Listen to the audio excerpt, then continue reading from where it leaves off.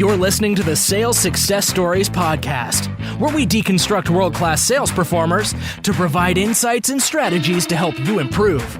To learn more, visit us at top1.fm. Here's your host, Scott Ingram. Today on the Sales Success Stories podcast, I'm joined by Abel Lomas, who is the top account executive at TrustRadius here in Austin, which means we're actually recording this together in the same room, which I enjoy doing when I get the chance. Welcome to the show, Abel. Thank you so much, Scott. Happy to be here. This episode of the podcast is brought to you by the 2019 Sales Success Summit that's coming here to Austin October 14th and 15th. I'll tell you more about that in a little bit, but if you just can't wait, feel free to jump over to top1summit.com for all the details. Now, Abel, we always jump right into immediate value. Don't need all the preamble. So talk to me about the top 3 things that you believe have contributed most to your success. Great. You know, when you originally asked me those questions via email, they came to mind immediately, but I still took some time to noodle them to make sure they were truly my top 3. They are first and foremost bringing positive energy every single day. Second, you're creating value for buyers and for the team. And then third, be human, which I think might actually be the most important thing. And if you don't mind, I'd love to touch on each of these 3. Let's do it. Okay. So bringing positive energy, I think, is so critically important because it's not about just coming in and being the happy, excited person that just has all this raw energy, but rather it's about, making sure that that you can make other people feel better. And I think that is so important. And I do that not just in the office, but literally throughout my entire day. And the reality is that actually fills my cup with the energy that I need to continue to be positive. And so it might be bumping into a complete stranger at Starbucks or at HEB, at the grocery store, or any other place in the city. And it's just about, bringing some light to other people's day. When I see their faces light up, when I see them laugh or giggle, or when they make an awkward comment back to me, that just makes my day. So that's what I think about from a positive energy perspective, making the day better for all those around you that you impact every single day. Secondly, creating value for buyers and for your team. So that has a lot of nuance to it. But, when I first came to TrustRadius, the first thing I did was I spent a lot of time with the messaging. And as a result of that, I had changed a lot of the messaging, and a lot of that messaging has stuck. And then beyond that, just spending time with my teammates and learning from each other. So sharing ideas with people doesn't mean that you have more experience, you're better or whatever, but rather it's that collaboration where you can learn together. And then the same applies to your customers and your prospects and buyers. If you can teach them something about their own business that they don't know, then chances are they're going to latch on to you. And if you always remember that you're in service to them, then it just creates a different buying experience that builds better and stronger relationships and causes the right behaviors. I was thinking about this the other day. I didn't even know if it'd be appropriate to bring up on the podcast, but we've all seen the whole ABC, always be closing, and I thought, well, that's so backward. Because yes, we all have to close. It's an important part of our job, but it should always be helping. Because if you're always helping, then people are going to want to work with you. And that's bringing value to their day. And that's making a difference in their jobs, in their career. And they're going to want to do business with you. The third one is being human, which hopefully you already heard some of that human element in 1 and 2, but it impacts everything you do. Just having humility, being yourself, and quite frankly, in the words of Greg Popovich, getting over yourself. If you can get over yourself, then all of a sudden, it just makes life better. It makes life easier. And we have to remember that, coming to work is just part of our day, and doing what we do is just part of our day. It's how do you, go home, and when you're no longer selling, are you still happy? And that is just, so important. And if you can bring that into all aspects of your day, into your work, into how you engage with your peers and how you engage with your prospects and customers, I just think it makes life better for everybody around you. So we had a pretty interesting conversation before we hit the record button. And I don't want to preface this too much. I don't want to lead the witness, but just talk about some of the stereotypes in sales and what you thought the show might have been when I originally reached out. Well, when you first reached out, at first I was humbled and honored by the request in the first place. And, regardless of the numbers, I was honored that my CEO would ask me to do this. And I was really excited about it. But then as I started to think about it, I was thinking maybe this was going to be full of a bunch of sales guys that have a bunch of ego. And I'm not an ego guy. And I say that knowing that I have a very healthy ego, but it's not about pounding the chest. It's not about, claiming the mountain and calling yourself number one. Because the reality is when we wake up on January 1st, we're going to be in a new quarter. We're going to be at zero again. You're going to be even with everybody else. And so how can you take the mountain as a team rather than as an individual? And that requires you to remove the ego and just be yourself. And I was really pleased to listen to some of the podcasts and hear the level of humility, the work ethic that so many of these other professionals have. And because of that, I couldn't be even more excited to be part of this program. Yeah, it's even surprised me, right? When I started the show a little over 2 years ago, I think we all have these preconceived notions about what a true top performing sales professional looks like and how they act and what they are. And I've really been so encouraged to see that the reality is not that. Right. The reality looks much more like you. And that's exciting, right? Because to your point, it's this being human. And I think if you've listened to the show long enough and you've heard enough of these conversations, you start to understand that the best of the best are those who are the best, most consistent, most human, authentic versions of themselves. And you've just got to kind of figure out who is that? What is that, and how do I tap into that, and how do I ride that? Right.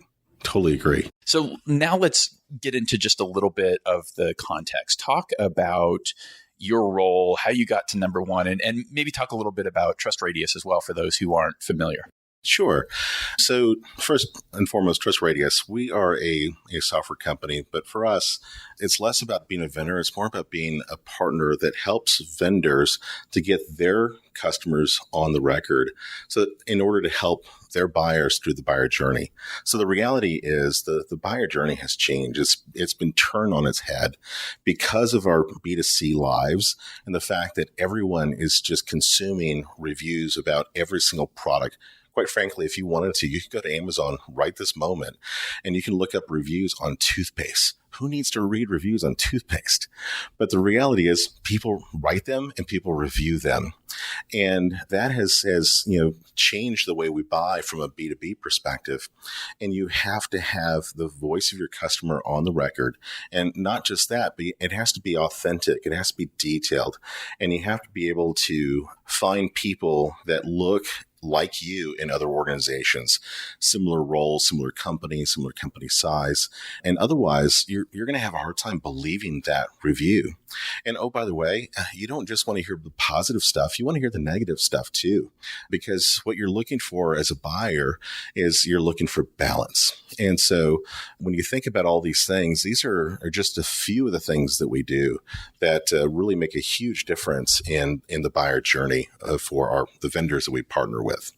As far as my role is concerned, so I started about almost 9 months ago, and I was lucky enough to come into a territory that had one really significant sized customer, not in terms of revenue, but in terms of a brand. So they're a top 50 technology company that was already an existing customer. Then beyond that, I had a territory that largely hadn't been worked. And so it was really a greenfield opportunity for me. And where I've focused my time, it has really been around taking that one customer relationship and making it a lot larger.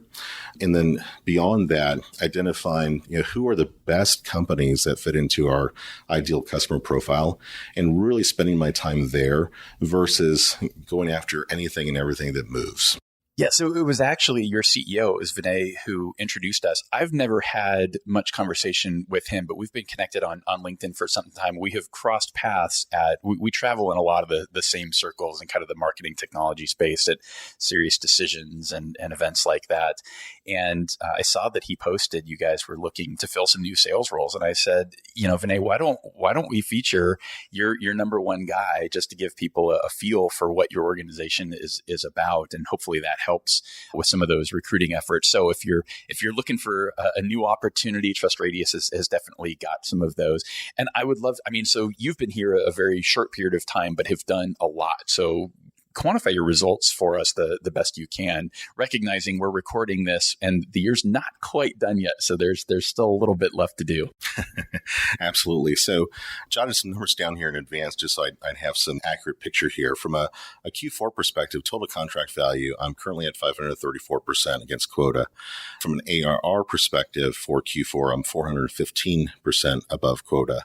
If you annualize that across the 3 quarters that I've been here, again, about half a month shy with several contracts to go, my TCV, total contract value, that is 333% of quota. And from an ARR perspective, 241% of quota. So just threw a lot of numbers at you software guys and gals out there. That'll all make sense. But I think the net of it is it's been a pretty good run to this point. Well, and not even a year in. So what do you attribute that fast start to? You've put up some really significant numbers in a very short period of time. I think it's really a combination of things, but I think rather than looking inward, it's more important to look outward. It's a combination of things, from market forces to great forward-thinking prospects and customers to some fantastic teammates that I've really just fallen in love with here at the company. Every aspect of this team is just fantastic. From Vinay, our CEO, to our entire ops team, to, let's see, I can just go around the office here. Our research team is amazing and very creative and a fun group of people. Our SEO team makes magic happen all the time. And you walk in there and you ask them for help, and they will literally drop everything to make sure that sales has what they need to be successful. Our marketing team, much the same way. We have a new CMO, and I've worked with him and I've known him for over 10 years now. And he's just one of the most amazing people ever to work with. And he's already making a huge impact on the organization as well. Our engineering team and our product group, that team is also growing quite quickly at the moment. And the pace that they're delivering new product right now is really pretty amazing. And as far as scale is concerned, they're barely even scratching the surface of what they can do as they continue to scale that org. So one of the things, this time of year, we probably see more movement than any other time, right? People are changing roles. They're evaluating these types of opportunities. What was it that brought you here? And what did you do from a due diligence perspective to sort of validate that this is the right opportunity? Because one of the things that I think you alluded to here is it's not all us, right, that produces these results. There's also an art to getting into the right position and getting yourself into an opportunity where you can really blow through the numbers and achieve at significant level. So kind of talk us through that. So for me, it was a combination of things, and it really started with the people. And my first interview with Vinay, it was much of me interviewing him as it was him interviewing me. And I had to know that I could work with him. And I had to know that he was someone that I could trust. And what really got my interest piqued in that conversation was when he started talking about, the opportunity and the go-to-market strategy. And all of a sudden I was realizing that this was far more than the eye could see from looking at the website. That was such a high level surface, area that you really had to go a little bit deeper to understand what the opportunity was here. And thankfully, that conversation is what got me there. Then it was a matter of meeting some more people and understanding what other reps were doing with what I'll say was still a bit rudimentary from a tooling perspective. We've covered so much ground in the last 8-9 months. It's not even funny from a sales tooling perspective and technology and messaging and so on. But I was still seeing reps that were being very successful in that environment. And then, talking with the marketing team, understanding what challenges they were dealing with and how they were addressing them was important to me as well. And then just getting a sense of the territory. What accounts were there? Where did we have opportunities? Where did we not have opportunities? And again, the fact that I had a big logo in that territory that was just waiting to be worked was extremely attractive as well. And I had no idea what I was going to walk into. Were they really happy? Were they getting value? Or was it going to be a pretty tense situation where you have to do a lot of repair? And so there was a bit of risk there, but that just comes back to trust, and the trust that I placed in the conversations that I had with Vinay really got me to a point where I was comfortable with it. And thankfully, there was no misleading going on. It was how he depicted it, and it has been a tremendous amount of work, but there really is a massive opportunity here. Yeah. And it sounds like, the core of that was just a lot of conversations across a lot of the organization just to get a complete picture. Oh, and some back channel too. Talk about that. So I had never worked with Vinay before, but he was the founder or co-founder of Convio, which is a very, very successful company here in town. They got bought by Blackbaud. And I happen to know a number of people that work there. You could probably walk into any crowded coffee shop in town, and there's probably going to be at least a couple of people in there that work for Convio.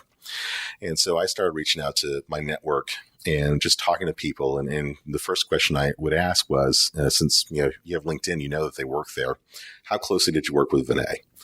And if the answer was, we said hi in the hallway occasionally, then I would say, okay, thanks, have a nice day. But then I'd come across someone in my network that had spent hours with him, had been on the road with him. And it was interesting because these people talked about two different Vinays, and not that he has a double personality, but rather that over the course of a series of years, he's grown.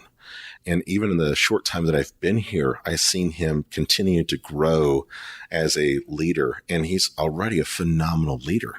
But, he takes the time out of his schedule to make sure that he's getting coached, and he asks his employees for feedback on his leadership and what he can do better.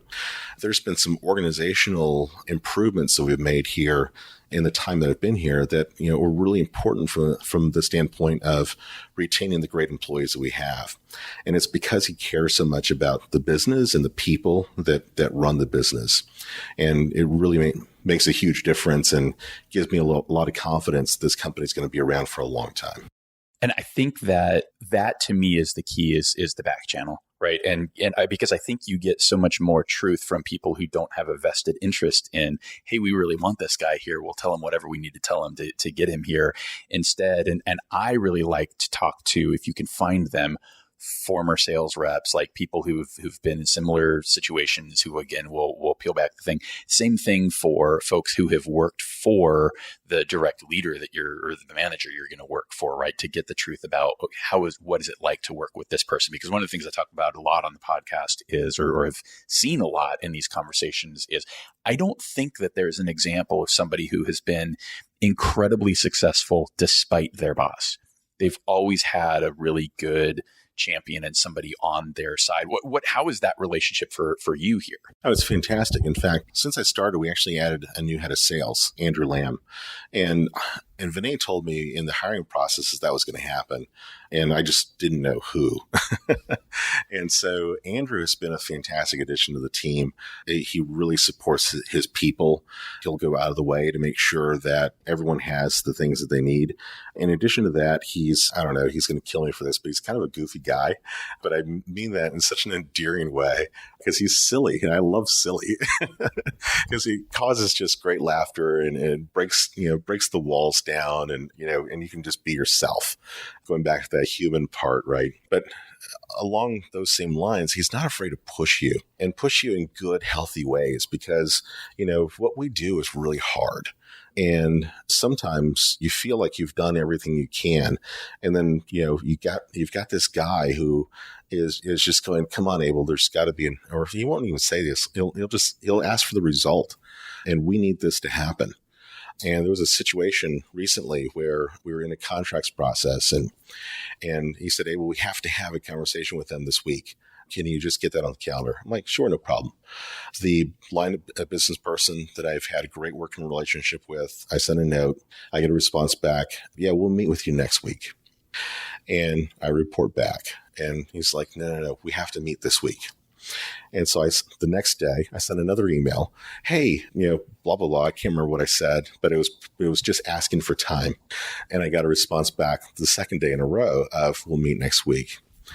He stopped by my desk and he goes, Abel, that's just not acceptable. We have to meet with them this week. And, as a professional, I know I have the right to say, look, I've asked twice. It's just not going to happen. But out of respect in our working relationship, I paused and I said, okay, under what circumstance will this person who clearly doesn't want to talk to me will then have a conversation with me this week? And so that's what I'm talking about from a push element. And I literally sat on my computer for an hour trying to write a 3-sentence email. And I wrote several different scenarios, and I wasn't sure which one was the right one until finally it clicked in my head, because I finally got into the skin of that other person that's 1,000 miles away. And it goes back to being human. Under what circumstance is that person going to do what you want them to do? And what had occurred to me was, well, I wasn't trying to help them. I was trying to help me. That's why I kept getting the we'll connect next week thing, because they just weren't ready to connect because it was all about me. When I reframed what I was asking for in the context of, hey, I've done this before. I have some ideas that it's going to help you, because I realize what we're asking you to do is taking away from your day job. And I have a few contacts to give you, and I can even tell you what to ask these people to make your job easier so you can focus on the more important things. And then here's the twist. And I didn't use that many words, but here's the twist to it. It was, happy to discuss this with you next week or sooner if you'd like. And what that caused was, I was no longer putting pressure to talk now. I was offering help. I was being a human. And the reaction was within a couple hours, and I'm sure she didn't want to see my name in her inbox again. Within a couple hours, I got this message back. It was at this point, at the end of the day, with, can we meet first thing tomorrow morning? And so that was a good example of my boss pushing me in a healthy way and me trying to find the right human element to get the response that I needed. And at the same time, it just goes back to that comment I made at the beginning about always be closing. No, always be helping. When I found a way to be helpful, then I had the opportunity to close. Love it. All right. So let's take a giant step back and talk about the origin story. How does Abel get into sales in the first place? I don't think there was any one story. And so the only thing I can point back to was when I was in college, every time there was a group project, and everyone knows group projects in college stink. Usually 1 or 2 people get overloaded with all the work, and while everyone else goes out and plays. But for whatever reason, anytime there was a group project, I was the one that was always nominated to present. I don't know why. I could not figure out why, but for whatever reason, it was always me up there at the front of the room. And all through college, I still couldn't figure out what I wanted to do with my career. I literally had no clue. When I graduated from college, I considered joining the military, not because I wanted to, but because I still hadn't figured out what I wanted to do. I came to Austin in the summer of 95. I had about $400 in my bank account. I had every possession I had in my car. And I had my sister at the time lived here, and I crashed on her in her spare bedroom in their office for about 2 months and paid her $50 a week. And I just knew I needed to be here in Austin. And I needed to figure some things out. And that's when I decided that I wanted to be in sales. And I started to connect those dots around the fact that, everyone wanted me to present for a reason, because I could tell the stories and convey a message. But I had no sales training. I had no sales skill. I had no idea if I'd even be good at it. So I eventually landed my first sales gig after being denied, I don't know how many times. And it was at a hardware company, actually. And I did that for about 1.5 years before I decided that hardware wasn't for me. I needed to jump into software. And so I've been in software ever since then. So over 20 years now. Well, hardware was more of a thing in Austin in the early mid 90s with Dell and everything else, right? Absolutely. And then the shift has been happening ever since. So knowing what you know now, especially going into either that first role or early roles, is there anything that you would have done differently that maybe would have put your sales career on a different trajectory? I think you have to go back even further than that. I think what I would have done differently, even before going into college, was choosing a different major. I chose business administration because it was pretty generic and I didn't know what I wanted to do.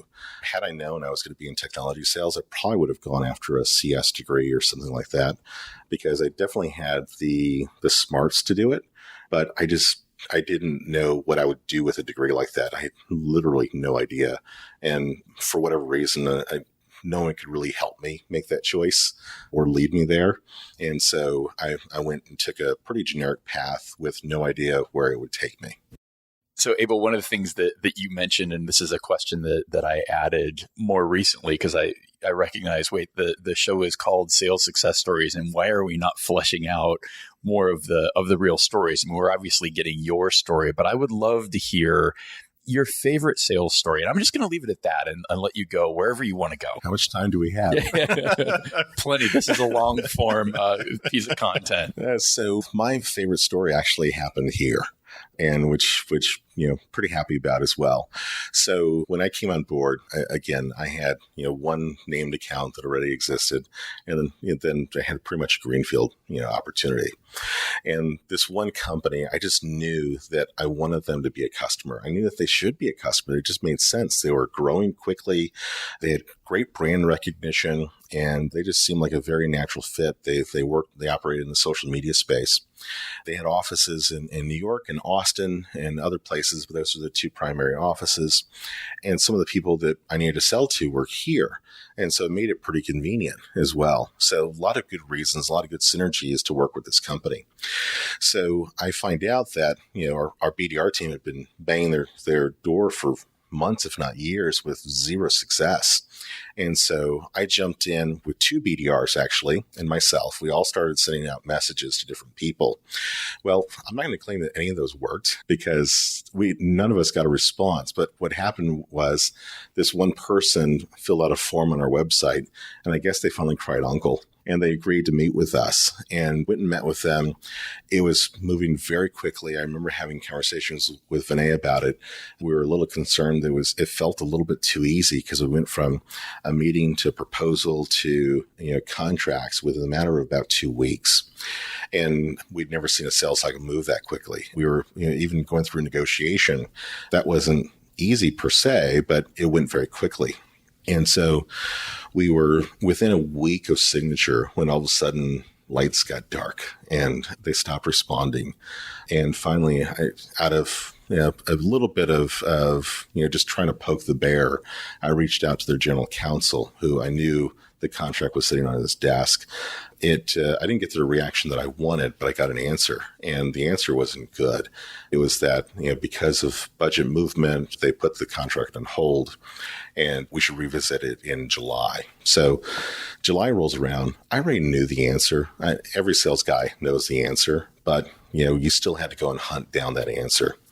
And so middle of July comes in, I try to reengage, and I get the response that I had been waiting for, which was, this has been deprioritized indefinitely. Let's revisit next year. And at that point, I'll be honest with you, I think it's really, really important to point out as well, again, going back to being human, I had to grieve that loss. I had to go through just the bottom point of a sales engagement. I think it's really important to do that, especially as you think about, people earlier in their career. It can get really easy to go, oh, lost that one, I'll get the next one. But no, I took this thing all the way up to nearly the point of signature when I lost that deal. I needed to go through a grieving process. So there was about 3 days where, it was really hard to bring that positive energy because I couldn't even get it out of my head. And it was finally on Friday that I started to feel better. I didn't touch the account. I just let it sit. Saturday morning comes, and I woke up with my normal sense of positive energy, which is so important because finally my head was clear and I could think freely, and I wasn't bound to this thing because it was lost. It was gone. It was in my past. And that's the moment where I thought, what can I do that will finally get the attention of the CMO? Because the CMO, he had never engaged with us in the process. We were working with some VPs. And I came up with this very brief text. I had his phone number, but again, he'd never responded. And I decided I was going to send him a text right at 12 o'clock Eastern time because he's in New York. I figured he's in New York. Chances are he's eating a late lunch. If he's going out for lunch, there's a good probability he's sitting in his apartment or his home. There's no better time than noon on a Saturday. He's not in a meeting. So I hit send right at 11 o'clock Central, 12 Eastern. And then I waited. 20 minutes later, I get a response back from him, finally, after months of trying to engage with him. And he tells me that now wants me to engage with a new person on his team that he just hired. And it is important to him, and we will re-engage. That started the fight all over again. That's when it got fun, but it was truly a chase. And I had to continue to find ways to engage this new person by showing value and showing her things that she hadn't seen before, maybe hadn't considered before. But she was not one to be too kind with her calendar. She would intentionally push me way out. She wouldn't accept my meeting invites. And I would just have to tell her that I'm going to call you at this time. And I would have to trust that she was going to be there. And I would text her ahead of time, hey, time's coming up. Looking forward to talking to you. Again, bringing that positive energy even into a text message. And the same thing happened with a trip to New York. I centered this trip around a meeting with her, and she would not accept my invite. She did not accept the invite until the morning of, when I had already been in New York for a day. And I had delivered all types of documentation to her. I'd built a business justification for her, and she had, responded with very, very brief messages along the way of thank you for this. This is helpful, that sort of thing, but not really engaged. So we're on site, and never forget this because it's kind of silly, but she walks out finally about 15 minutes late for our meeting. I'm sure you were sweating in those 15 minutes. Not so much. It was, I knew we were going to see her one way, positive energy, right? I knew it was going to happen. And she comes out and she first meets Andrew, who was with me, and shakes his hand. Then she turns to me with her hand stretched out. And I said, sorry, I'm going to need a hug. Create a bit of an awkward moment. She gave me this awkward side hug, and we walked into this meeting room, and we just started talking. And it was literally talking about personal stories, just getting to know each other. And about literally 10 minutes into the meeting, she pauses and she goes, I really like you guys. We're going to work on a deal together. And then she turns over to Andrew and she goes, Andrew, Abel has done things that most sales guys don't do. He's constantly reaching out to me, but not bugging me, always sending me stuff that I thought was always helpful. And you guys are just such wonderful people. I want to work with you. And so talk about turning a sales cycle on its head. And we walked out of there with a handshake agreement, and we signed that contract about 3 weeks later.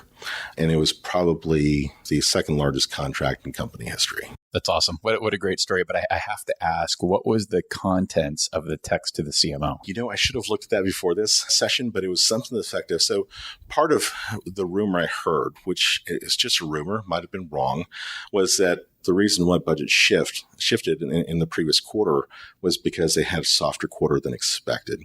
And again, I don't know if that's true or not, but also the reason why I can't really mention the company name. And so my text essentially went along the effect of his name. And then if you truly believe that your buyers trust your customers before they trust your marketing, then we should share vision together. And if we had, possibly you would have had a better quarter. And I think it was a pretty simple message. And, texts, they have to be short or no one's going to look at them. And you only have so much real estate on the screen. But whether it was a good message or not, it kind of doesn't matter because it's history and it worked. Abel, that was a great story. And I love that you shared it. And I love the detail in it and just, the humanity of it. I think that it brings it all back. Let me talk for just a minute about the Sales Success Summit that's coming back to Austin next October. Still quite a ways out, but if you're serious about your own success and development, I hope you'll make the investment in yourself and commit to coming out and joining us. And I'm sure Abel will be there because he has to go down the street to attend the event. This is the only event I'm aware of that's built 100% for active individual contributor sellers by other active sellers. So everyone that you'll see on stage is someone that has been on this podcast, really just talking more in depth about what's working for them in the real world.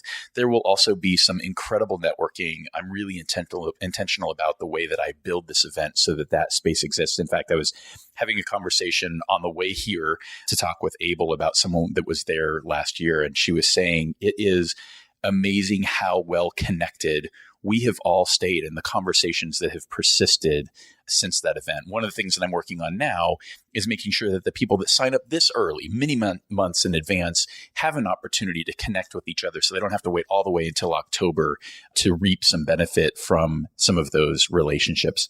I expect that roughly a quarter of the audience will actually be made up of the top 1% sellers who've been on this show. And that just leaves 150 seats for everyone else. And I've already sold a pretty good number of those. So this is about an intimate experience where you can really connect with these top performers in a meaningful way. So don't wait. Go to top1summit.com and take advantage of the current offer there right now. That's TOP1SUMMIT.com. And I will see you here in Austin next October.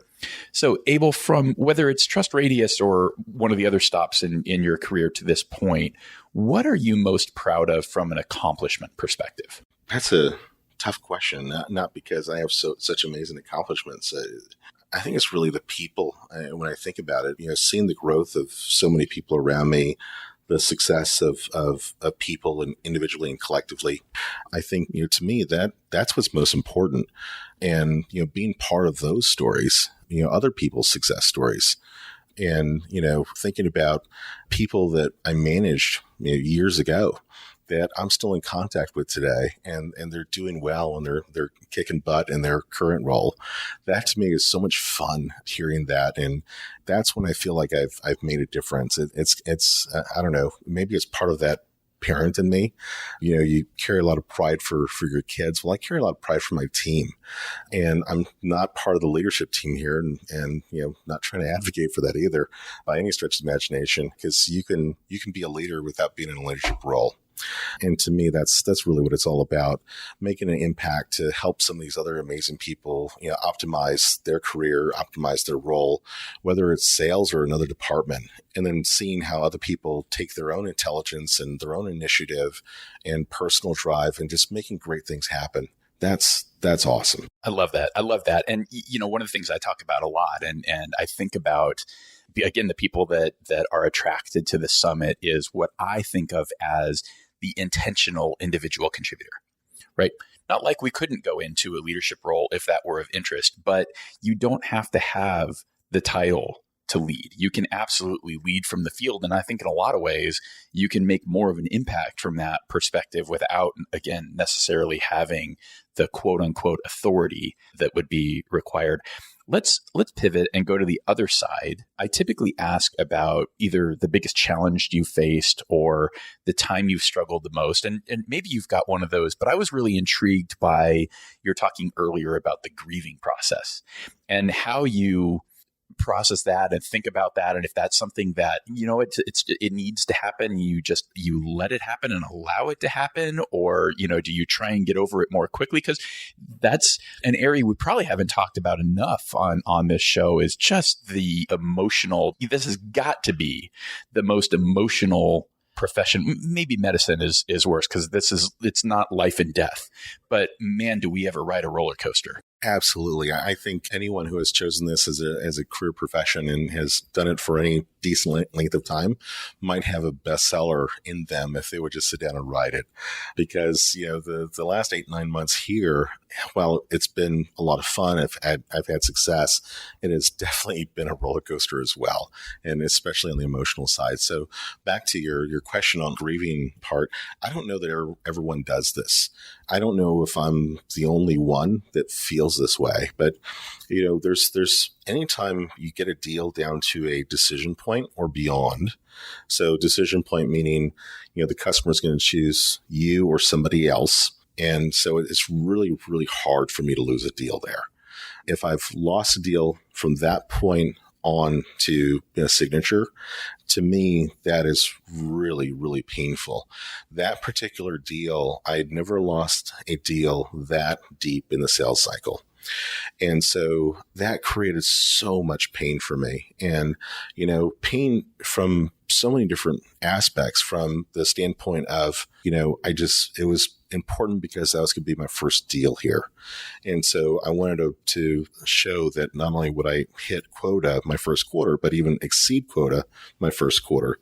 And so there was that personal side of it. There was a personal side of it from a family perspective of, thinking about my responsibility to my family. And it's my responsibility to bring home, the paycheck. And so that, even though my family didn't think anything poorly of me, I felt poorly about myself in that situation because it's my responsibility. There was grieving for, the customer on the customer side because, these are people that I put trust in, and I expected that they were going to follow through on their commitments. And so when you take that level of trust and you're out there on that ledge with them and they walk off the ledge, then all of a sudden, you have to grieve through that process, and not thinking poorly about those people, but it's about, man, what situation were they in that they had to walk off the ledge and couldn't, jump off with you. And then there's the letdown in the office around, it's not just me, but other people are on this journey with you, and other people helped you to get to that point. And now, they're going through their own grieving process. And so then it's to those people, it's, hey, it's okay. It's going to get better. We're going to find a way. And not knowing if it's even possible, but, just reassuring people that it's going to be okay and building them back up.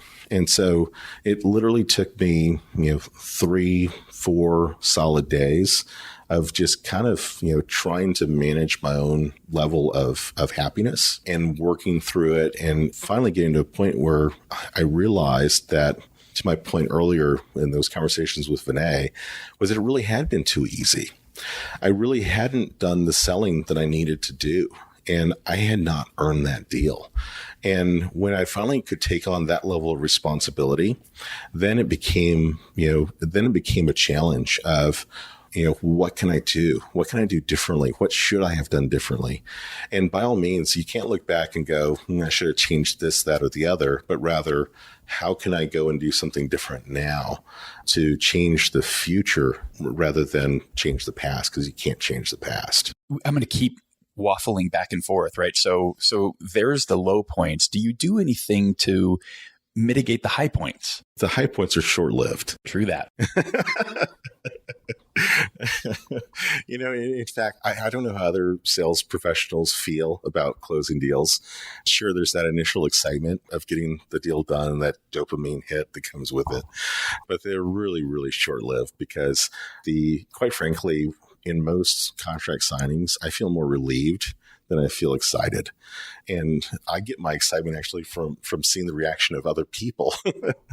There's, the excitement that other people share in the cheering and in toasting, a drink and hitting the gong and the applause. And it's just fun to see all the smiling faces, all the joy that it brings to everybody else.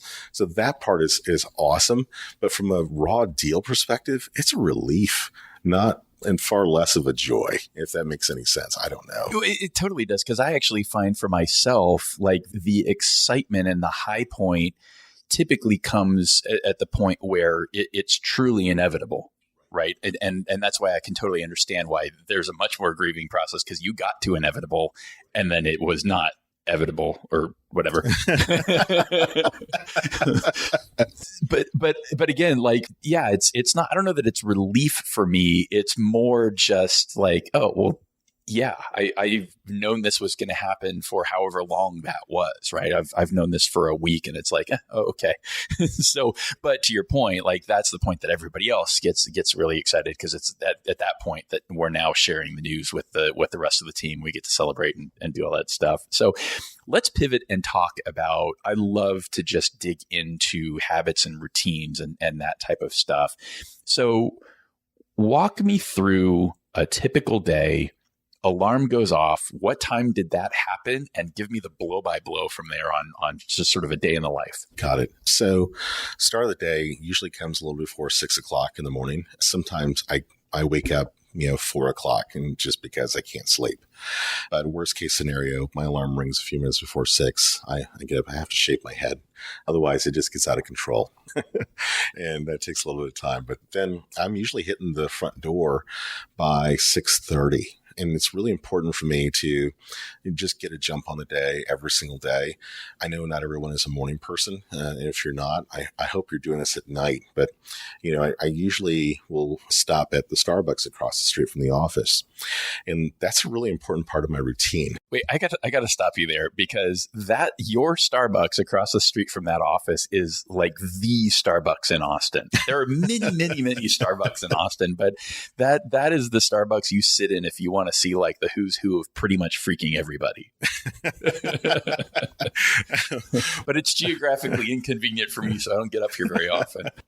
It can be a pretty busy place, and usually by 8 o'clock or so, it tends to get a little noisy for me, and so I tend to leave between 8 and 8:30 at latest, if not before that. But what I do when I get there is that's kind of the pickup of getting that energy from other people. And so even though I might have one or two teammates here already, it's really important for me to go there, because I get to interact with different people every single day and bring a little bit of joy to their day, and seeing those people smile and, greeting some strangers. I know I'm weird that way, but it's part of being an extrovert. And then, quite frankly, a lot of times it's not engaging with any strangers. It's literally sitting there and just consuming the energy from the room and powering up my own batteries. And it has far less to do with coffee and far more to do with the raw energy of the people. And then I plan out my day. I'm looking at my schedule and occasionally going, oh my, I should have prepared for that yesterday, or I have so many meetings today, and where am I going to fit in, other tasks? And other times it's, oh my goodness, I don't have enough meetings. What should I have done differently yesterday, and how can I plan my day today so that way tomorrow is better? But generally speaking, my calendar tends to be relatively full. And so that time is following up with open tasks from yesterday, planning my day today, and making sure that I have presentations ready. I've done my research. If I haven't done my research, I schedule time to make sure I can do that research in advance of those meetings, and just making sure that I'm all buttoned down so I can get through my day without, and being prepared for the meetings that I have to conduct. Are there any documents or do you have sort of a meeting plan or a specific structure that you use, or a specific way that you go about your research, anything like that? It depends on the meeting itself. So discovery meeting is really all about, do I know what business you're in? Do I know who I'm talking to? What is their background? Who do we know in common? What is their activities outside of the office if they post that socially that we can draw from and create a personal connection? What is the state and health of their business? Are they working with any of our competitors? And if they are, what does that look like from an external eye? And what are missed opportunities that I can spot without even talking to them? And so that way, when I'm in that discovery call, I might not be telling them anything, but I'm asking questions that starts to lead them to an understanding of how they might consider looking at the world differently. And that's really what the discovery call is all about. It's not a selling call. It's a learning call, but the learning should also lead them to a point where they start to have a different lens. So when the selling begins, they're looking at it from the proper lens. So then a demo call, let's call it, where I'm following up with them from the discovery. There's a standard deck that we use. A lot of it was stuff that I contributed early in my stay here, along with contributions from other team members. And that's a reiteration of what I heard, making sure that they agree with my assessment of their situation. And then it's education. It's educating them on how the buyer journey has changed and getting them to realize that even though they are working tirelessly on whatever it is they're working on, there is a massive missed opportunity. And it's about teaching them and then starting to connect the dots around, hey, look, here's how we're helping some other people that are in a similar situation to you. Even showing them some of their own data that they might not even know exists. And that can also be very eye-opening to them because not everyone believes that the buyer journey has changed. And they might not even believe your stories because they don't believe salespeople. But if you can show them data that can validate what you're saying, then all of a sudden, they realize that maybe something is different. Another kind of meeting is a business justification meeting. And that's all about walking them through pillars of value. But even before that, when you're closing out, let's say a demo meeting, they oftentimes they'll ask you for pricing. And it's really easy to just say, yeah, here's the pricing and walk away. Or might say, well, what are next steps, right? Sales reps do that all the time. What do you think next steps should be?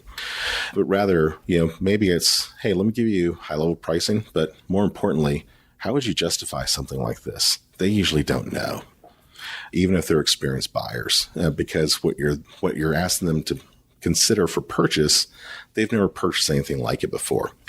And so would it be helpful if we were to provide you some pillars of value in order to help you justify this expense? Yes. And so then it's going back to that next call, and it's, actually even before that, in that closeout, it's, well, when you think about pillars of value, we think about these things. What are the pillars you think of? And getting them to either buy into your pillars or tell you what pillars are important to them and building value around those things. And when you can do that and then give them a custom price based on their situation, good things happen. Awesome. So the other thing I noticed that us morning guys do is we can detail the morning out for you real good. And then you left out off that there's the meetings. So how does the day close out? Like what time are you typically kind of wrapping up here? And then what's the evening look like? That's so funny. You called me on it. I see it because I am it. The day just kind of takes on its own life. It's different every single day. Sometimes you're traveling. Sometimes you're in back-to-back meetings all day long, and sometimes you're building these documents that I'm talking about building for presentations or what have you. But typically, I try to leave the office by 6, so that way I can spend some time with the family. And if I'm really lucky, I might get out earlier. Maybe I have a commitment. It's not about how much time you spend here. It's really about, what do you have to do to be successful? And so usually that day is from, 6:30 hitting the door to leave in the morning to leaving here at about 6 o'clock. And believe me, sometimes there's some late nights depending on commitments that I have. But the evenings, I have 3 kids, all getting up there. I'm getting old. My son is 19. He's almost 20. I have a daughter who's adopted from Russia, who's just amazing. And she is 18. And then I have my baby, who's another daughter who is 15, who is an amazing baker and also loves to ride horses, which is an odd combo, but that's what she loves spending her time doing. And so usually I'll go home and one of my daughters usually helps me to make some dinner. Sometimes we order out, sometimes we go out to eat, but generally it's my daughter and I coming up with a dinner plan and working together in the kitchen, which is always just tons of fun. I love to cook. And then it's clean up. And sometimes it's my wife and I just sitting around and chatting with each other, catching up on our day. Sometimes it's watching a show or, catching up on some email that I ignored because I didn't have time to hit during the day. And I try to get to bed by 11, but it doesn't always happen that way. And sometimes if I'm lucky, it's earlier. Sometimes it's much later, depending on what's going on the home front and what I didn't do during the business day. Yeah. Any other habits or routines that are just sort of central to the success and the way that you're able to operate? So I think this is really important, Scott. It's not about what you do. It's more important to think about what you don't do. So being very mindful, being very selective. When I got here, I felt like there was, whether this is reality or not, I felt like there was a lot of noise around, hey, you should hit this account or you should hit that account. And I just looked at it. I'd look at these accounts and I would think to myself, well, I'm never going to hit quota if I spend all my time working on accounts that look like that. And so I would get those notifications and I'd push them to the BDR team. And I would spend my time on the accounts that I felt were going to drive the right outcome for the company, the right outcome for me, and ultimately help the company grow more quickly. And I think that was an important and mindful, step. And I try to practice that every day. And believe me, it's hard to do, but it's really about the things that you don't do as much as it is the things that you do, because there's a million things coming at you every single second of the day. Yeah. Great point. What about your information diet? What are you listening, reading, watching, and when do you fit that in?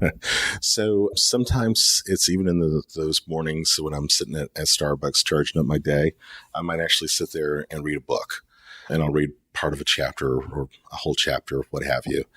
And other times it's in those late evening hours where, I don't know, my wife thinks I'm nuts because I like to consume business information all the time.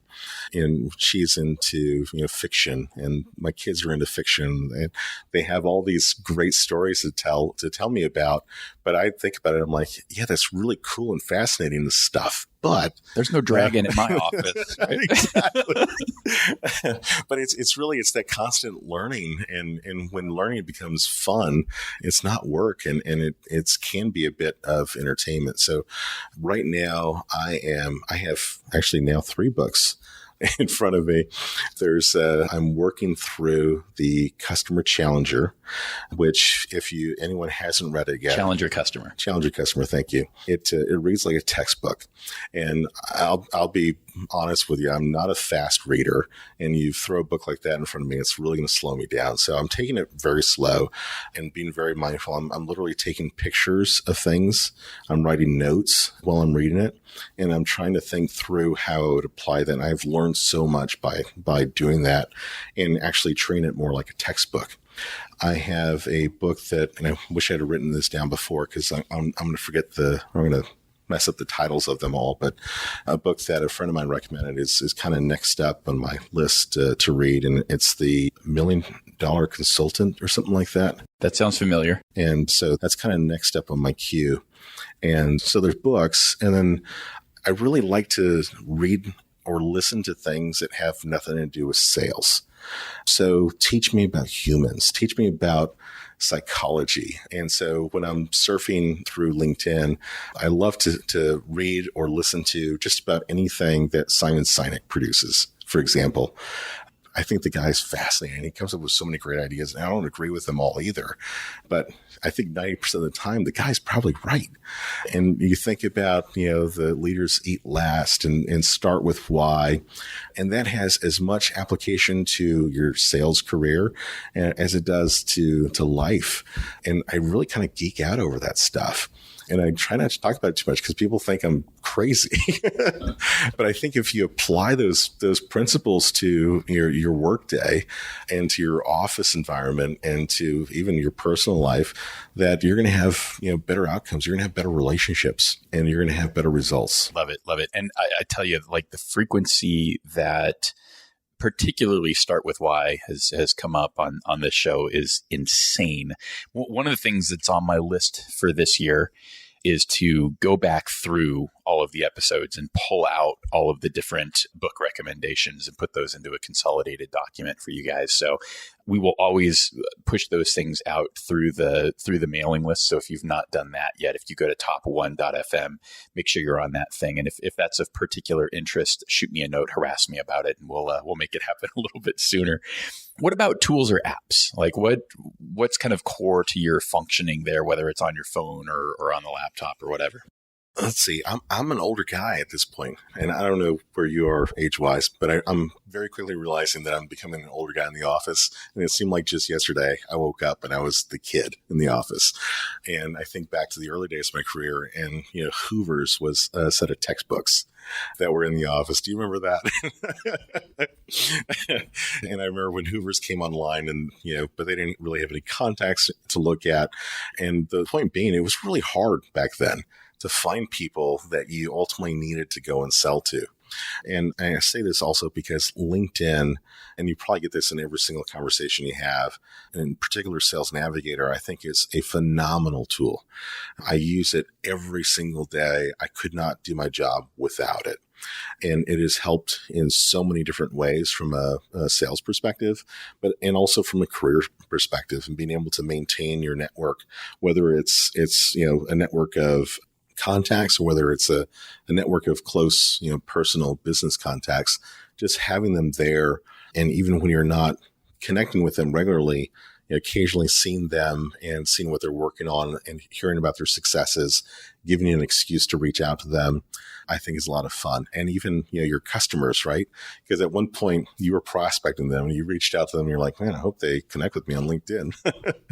And then, then they become a customer, and you build this relationship. And then maybe, over the course of years, you've changed jobs, or they've changed jobs, and they pop up in your feed again. And you're like, hey, how's it going? And because those relationships, they still matter. Even if you can't sell them something, they're still of material interest to your life. And so just reaching back out to them, making sure everything's okay, checking on their family, that sort of thing. I get a lot of enjoyment from that. And it's one of the reasons why I love LinkedIn so much, beyond any of the other social media types of tools. Sorry for digressing so long on that topic. But I think about that, and there's not so many other tools are replaceable.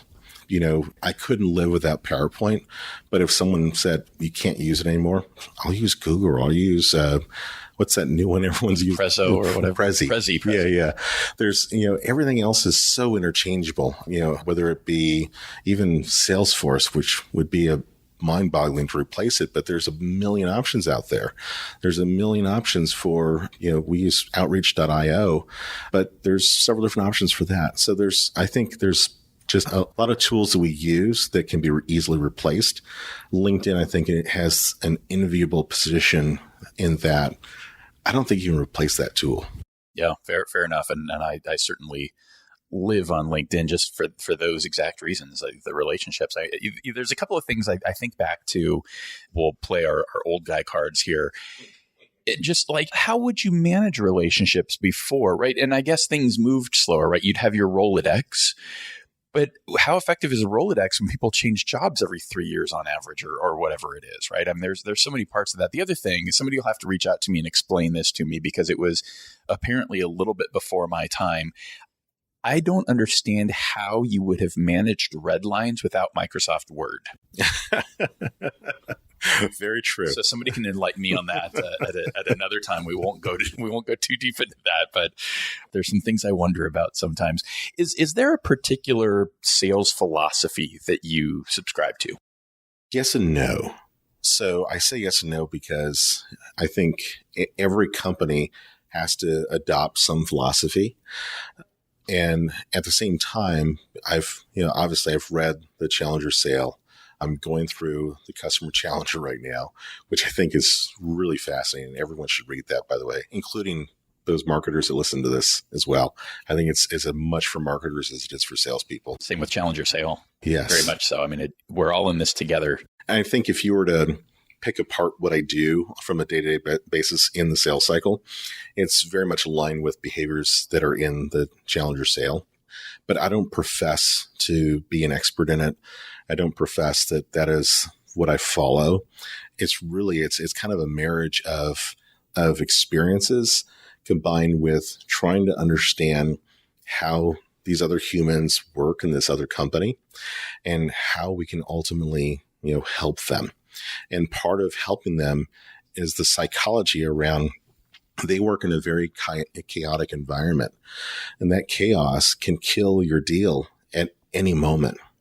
And so how can you help those people to give all of them a win, but a combined win, not a win that is, different to every person, but rather is a rallying cry around, unity. And maybe it sounds, cute, but if you can aspire to that, then all of a sudden you get people working together and they start to rally around you. And I don't know that that necessarily ties into any sales philosophy, but it's part of what I try to do. Is everyone has their own agenda, but what part of that agenda do they have in common? And how can I build a rallying cry around that one thing? And it might be something that I prescribe, and it might be something that I've pulled out of them. It kind of doesn't matter. But if you can find that one thing that everyone can rally around, because you're selling to, 8+ people these days on average. And even if you're only talking to one or two, there's another, 6+ that they have to influence. So what can you do that gets all those people rallied around some new idea or concept that they can all join forces in? What's an example of one of those where you found sort of that coalescing idea? There's a fun one that I'm engaged in right now, and they're not sold, but just delivered a proposal actually about an hour before this meeting, and had a pricing discussion yesterday. And so really a lot of fun people, really smart people. And it started out with a meeting the BDR set up with a director level person. The director level person was intrigued enough that she took me to her VP. VP was intrigued enough that she said, you need to talk to our SVP. And she asked me for the slide deck that I'd use so she could use that as bait for the SVP. So she sent that to him along with a message. And I get a message back from her a week later saying that, he's not interested right now. Really thank you for your time, but, we're not going to do anything. But she did offer, and let me know if there's anything else that you think I should send him other than just to your website. And I responded back with, well, don't send them to our website. And not that there's anything wrong with our website, but the website is about us. I needed him to think about them. And so I did a Google search, and I won't tell you what the Google search was, but I did a Google search about their company. And I took a screenshot of it, and I sent that screenshot in an email. I said, have him do a Google search with these terms, and he's going to get a response that looks something like this. Let me know if he wants to change that. And I got a response back from her saying, my SVP would like to take a meeting with you. and so that's what I'm talking about. And sometimes it's easier than other times to find those things. But even like the nature of that meeting, when we got the SVP and a bunch of VPs together, the SVP starts out the meeting saying, hey guys, we've got a big problem here and we've got to rally around this and find a solution. And they didn't know if I was going to be able to prescribe a solution or not, but they knew that I had uncovered a problem for them that they didn't know they had. Yeah, that's Challenger in action if I've ever seen it. That's what makes sales fun. Totally. So Abel, what advice would you give to somebody that is just getting started in their sales career today? Oh, let's see. You're going to break a lot of glass, and it's okay. It's okay. Just go break it. You're going to lose more than you win, and it's okay. And you're going to dust yourself off, and you're going to stand back up, and you're going to keep charging. And just keep doing it. But every single time you trip and fall, and every single time you lose, take a piece of that with you. Learn from it. And then as you start to learn, make sure you're feeding the people around you, because then you'll learn faster. They will learn faster. And as a collective body of salespeople, you'll all be more successful. Good stuff. I also like to ask, what about somebody who is further into their career? They're doing well, or maybe they're not, but there's definitely another level of achievement. Maybe they made their number, but they're not making President's Club. Like what advice do you have for them to take it to the next level? I think that's an even more challenging question. I think I would want to have a conversation with them, quite frankly, but just to understand what the situation is. But I think there's a lot of factors that go into being successful with any particular sales role, and it has as much to do with the company, the product, the people, the organization, the market dynamics, and everything else as it does with the person. The problem usually isn't the person. The problem is usually something else in that environment. And while it's important for that person to take responsibility, sometimes the responsibility is maybe my situation needs to change. Maybe there's something different I should be doing, whether it's, on that job or on the next one. Because what I can tell that person without knowing who they are or what the situation is, that it's not you. It is not you. It's not your fault if you're not achieving what you want to. You can break through, but there might be something about that situation that needs to change. Because somewhere out there, there's a different situation that might get you everything you dreamed of and more. So just keep fighting, keep learning, keep helping others around you, and make a difference in everyone's day. And, good fortune and good karma will come your way. Yeah, that's really interesting advice. I wrote a very personal story about that in the book. So if you're new to the podcast and you've not heard about the book that we did, it's called Sales Success Stories, 60 Stories from 20 Top 1% Sales Professionals. This is one I've been trickling some of those stories out through the podcast feed, just give folks a feel. This one's a little too personal for me to give away for free. So you'll have to pick up the book to get that one. But that really resonates with kind of that story and that particular situation. And I think there absolutely is something to you have to own what you need to own. Right. You need to take responsibility for what you are responsible for. But to your point, a lot of times there are things that are just out of your control and the situation's not right. And man, there's a lot of opportunity out there right now. So go find a situation that is right. Abel, what would you want to know from somebody who's at the top of their game in another organization?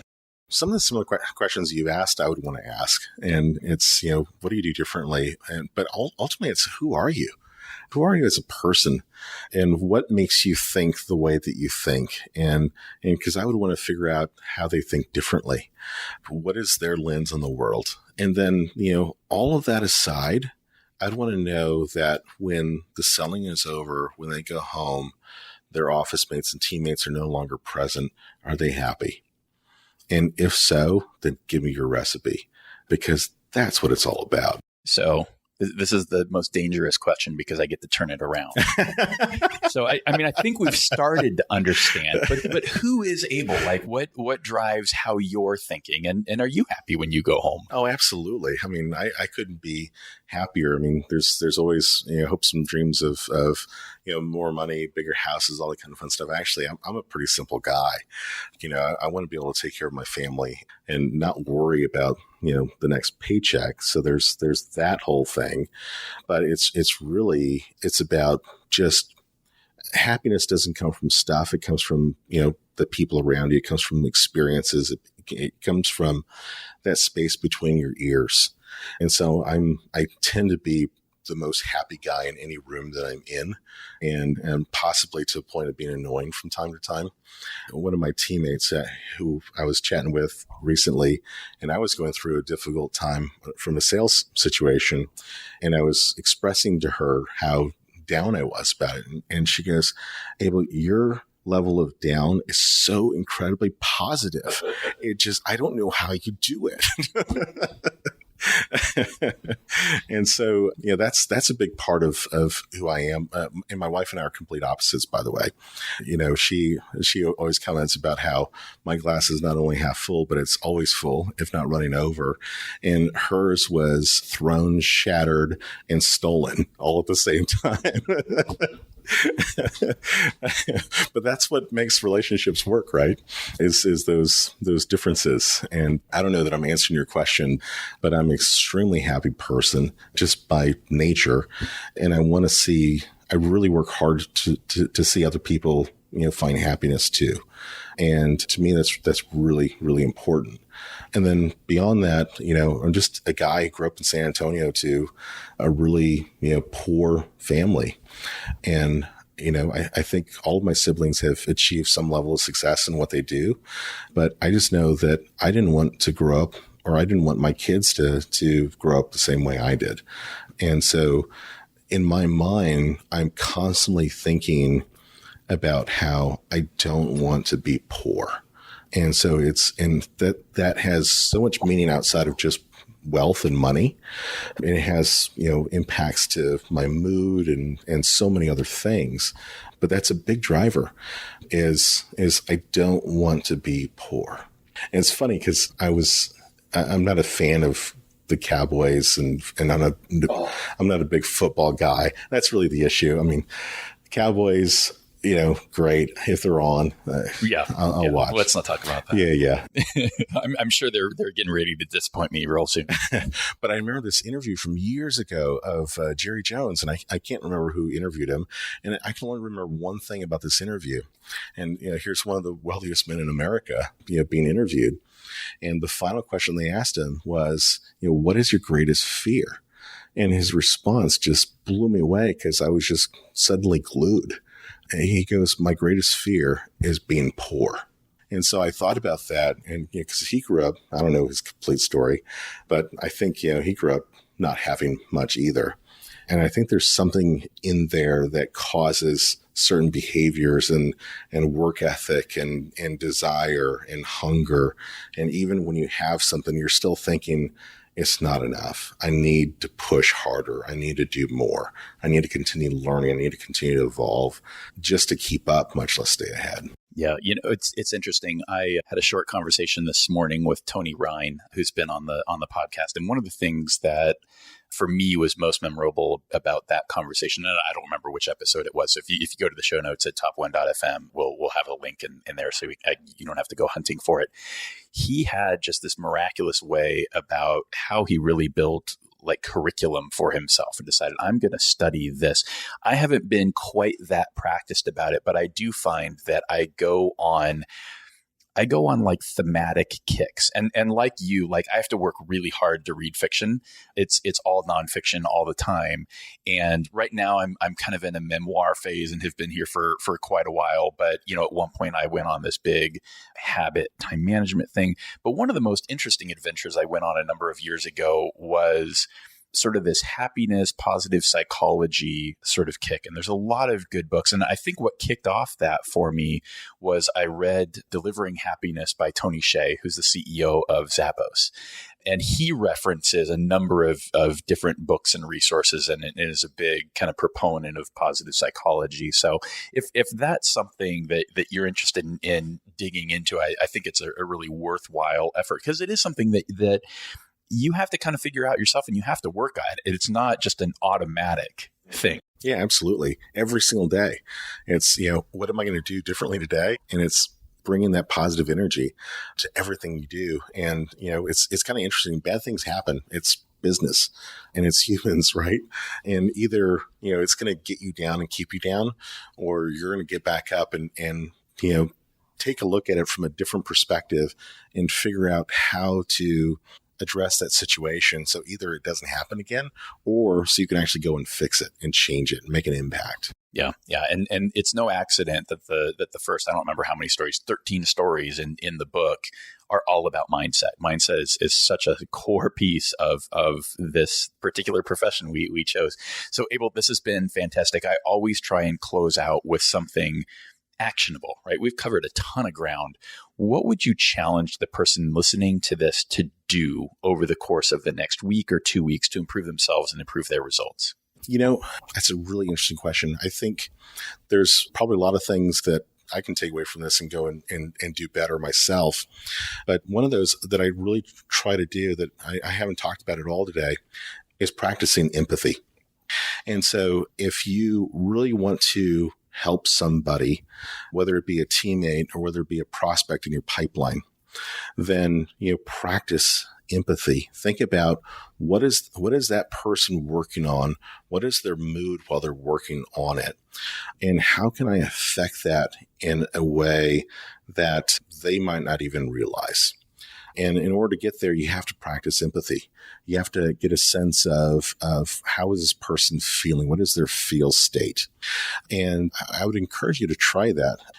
I think one fun exercise would be, go into your next group meeting and conduct the meeting as usual. Don't do anything differently. But after you walk out of that meeting, take a mental inventory of every person in that room. Where were they sitting in that room or standing? What were they doing during the meeting? Were they working on something else that they shouldn't have been? Were they happy? Were they sad? Were they distracted? Were they focused? And what was their mood? And take that mental inventory. And then as something occurred in that meeting, whether it be good news or bad news, how did that impact their mood? And then go back and reassess their mood after that news was shared. And if you can practice that, I think that will make a huge difference in your selling motion, because now as you engage with your buyer and you can get a better sense of their feel state about not necessarily about you, but rather about their situation, about who they are. And then you can figure out better ways, better strategies to impact them that drives the right result, that builds trust, and ultimately helps to conduct business. Wow, man. Way to close. Abel, this has been a blast. Thanks for taking the time with me today. Thank you so much for having me. This has been a lot of fun. So 2 last things before you take off. First, don't forget to register for the 2019 Sales Success Summit at top1summit.com. If you're not quite ready yet, at least get on the mailing list so you can get updates as we start to build the agenda. Also, now that 2018 is behind us, I'd love to know who finished as the #1 top performer in your organization. This show wouldn't be possible if it weren't for some great introductions like the one Vinay gave to me and connecting me with Abel to the best of the best. Send me an email and tell me about your #1, or maybe that was you. Either way, you can send a note to scott@top1.fm, and I try to respond to every one of those messages personally because I really appreciate you reaching out. Thanks for listening, and here's to your success in 2019. Thank you, Scott. Thanks for listening to the Sales Success Stories podcast. To be sure you never miss an episode, and for an invitation to our sales success community powered by Influitive, subscribe to our newsletter at top1.fm.